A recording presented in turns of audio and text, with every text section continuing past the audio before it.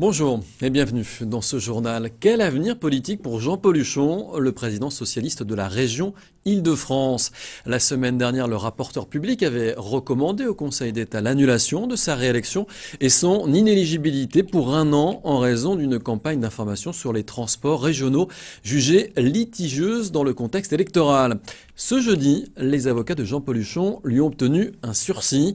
La décision du Conseil d'État d'annuler ou non sa réélection est reportée au mois de janvier. Raison invoquée, le recours déposé par les avocats de Jean-Paul Huchon rendait nécessaire la réouverture de l'instruction.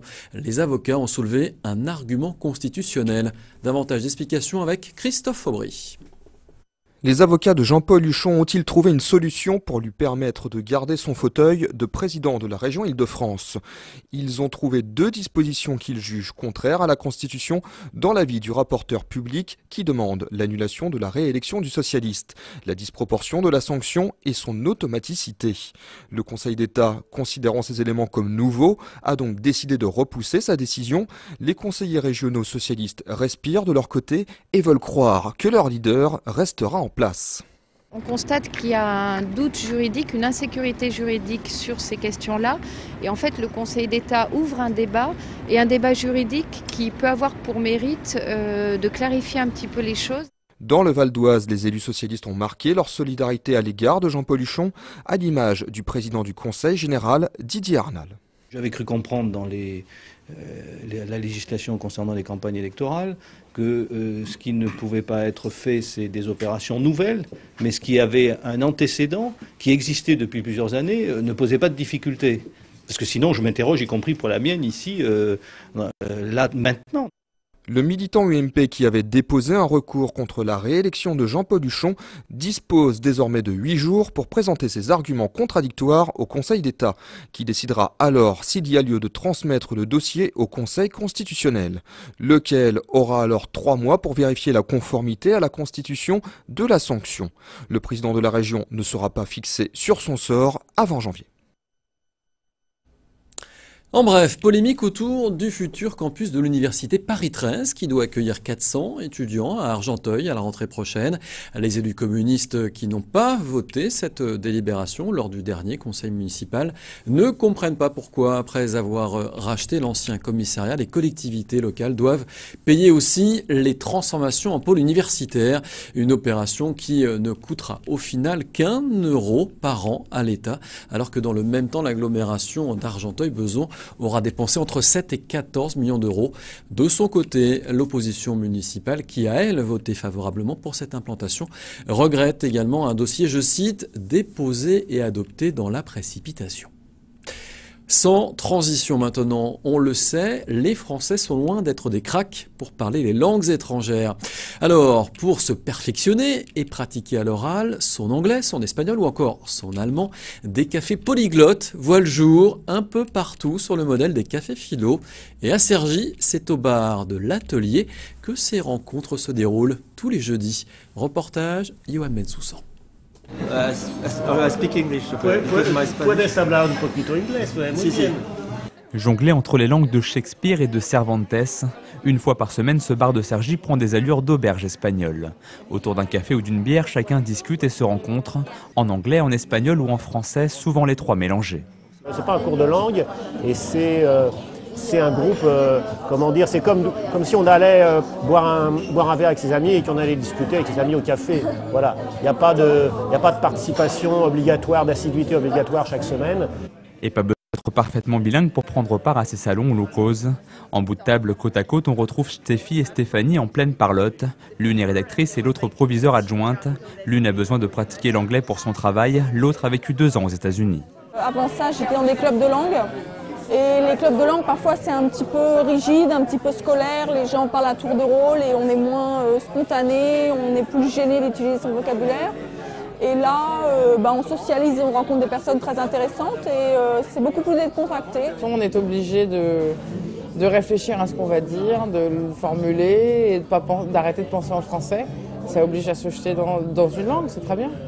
Si pour l'instant le café polyglotte se traduit principalement en anglais et en espagnol, toutes les autres langues sont les bienvenues, y compris le français pour les étrangers.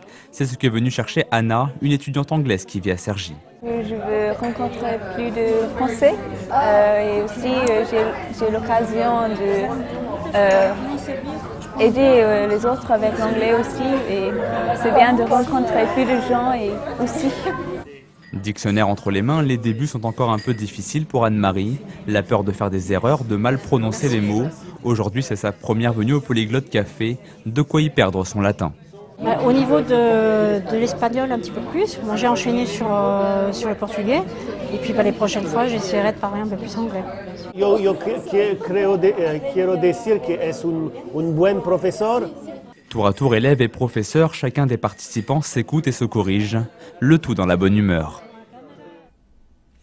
Du sport maintenant avec le portrait de Yacine Berraba. Retenez bien ce nom car vous risquez d'entendre parler de lui encore longtemps. À 21 ans, ce jeune habitant de Persan est le nouveau champion du monde amateur de K1, une discipline voisine du kickboxing qui prend de l'ampleur. Sacré le mois dernier à Alicante, en Espagne, il fait une rentrée remarquée dans le monde des professionnels. Regardez ce portrait, il est signé El Hadji Koli. C'est le nouvel espoir du kickboxing français. À travers ses crochets et ses coups de coude, Yacine a littéralement dynamité la concurrence.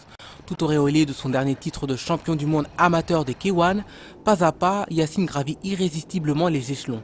Et pourtant, rien ne le prédestinait à un tel avenir. J'ai fait 6 ans d'escrime à Beaumont-sur-Oise, un club très réputé. Après, je voulais plus de contact, c'est un sport de combat, l'escrime, mais je voulais un sport vraiment de contact. J'ai fait de l'athlétisme aussi, j'ai fait beaucoup d'athlétisme et ça m'a amené directement au kickboxing. C'est à travers toutes ces expériences que Yacine s'est forgé un style de combat inédit, alternant vitesse, hargne et détermination. Des qualités qui lui ont permis de se démarquer rapidement de ses partenaires au club de Persan. J'ai vraiment la niaque. J'ai envie de tout déchirer. Je m'entraîne pour en tout cas. À raison d'un entraînement de 4 heures par jour et 6 fois dans la semaine, il est aux yeux de son entraîneur une véritable force de la nature. Il a fait des entraînements avec les petits, et après il est passé avec les adultes avec moi et puis ça s'est fait tout seul, comme il est à la poste comme on dit. Bilal, son frère cadet, pointe déjà le bout de ses gants. À 18 ans à peine, il a gagné la plupart de ses combats par KO et pourrait bien inquiéter Yacine dans quelques années. Mais pour l'instant, son frère fait plutôt figure d'exemple. Ça encourage justement, ça encourage. Ça se dit ouais, pourquoi mon frère il boxe, mais moi il faut que je fasse pareil que lui. À 21 ans, Yacine est entré par la grande porte dans le monde professionnel et compte bien enrichir son palmarès d'un nouveau titre mondial. Reste maintenant à confirmer cette ascension tout en gardant un œil vigilant à la relève, car il entend bien avec sa famille faire de Persan la nouvelle capitale du kickboxing. Suite de notre série pour disposer d'idées de cadeaux, bien des idées de cadeaux pour le moins originales. Notre série consacrée donc aux artisans du Val d'Oise continue son tour d'horizon, proposant cette fois une rencontre avec des ferronniers d'art installés à Boissy-l'Airy. Caroline et David, vous allez les rencontrer, associent le métal et la céramique.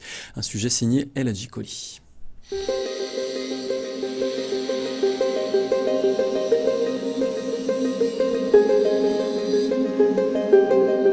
Ici, on travaille le métal à froid, donc pas à la forge, on le chauffe, on le travaille à froid, on le plie, on le met en forme avec des machines et ensuite on le soude avec les postes à l'arc. Conjuguer la force du métal avec les lignes souples de la céramique, c'est le subtil mariage proposé par Caroline et David.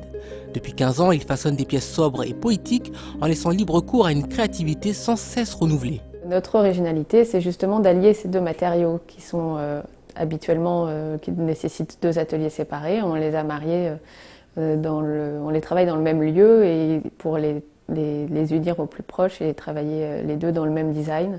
Et c'est une alliance qui n'est pas facile au niveau technique, mais qui est intéressante au niveau esthétique. Si ces modèles nécessitent peu d'entretien, ils demandent en revanche une énorme préparation. Après avoir dessiné une esquisse, Caroline s'attelle à la tâche.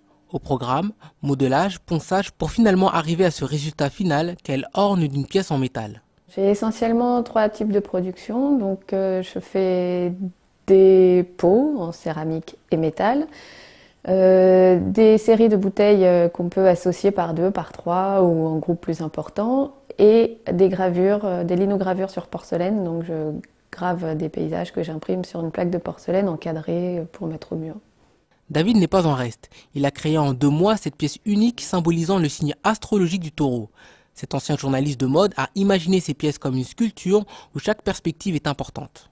Donc voilà le taureau, il est en acier, il est fait de matériaux de récupération et matériaux neufs. Donc c'est que de l'acier, cintré, plié, soudé, patiné. Vous procurer ces créations vous coûtera entre 20 et 800 €. Pour les plus petits budgets, il faudra se tourner vers les créations de leur fils de 9 ans qui participe à sa manière à l'exposition. Voilà, et si vous êtes intéressé par cet art, sachez que vous pourrez vous rendre dans leur atelier de Boissy-la-Herrie le vendredi et jusqu'au dimanche, de vendredi à dimanche. Donc voilà, ce journal se termine. Merci de l'avoir suivi. L'info continue bien sûr sur vonews.fr. À demain.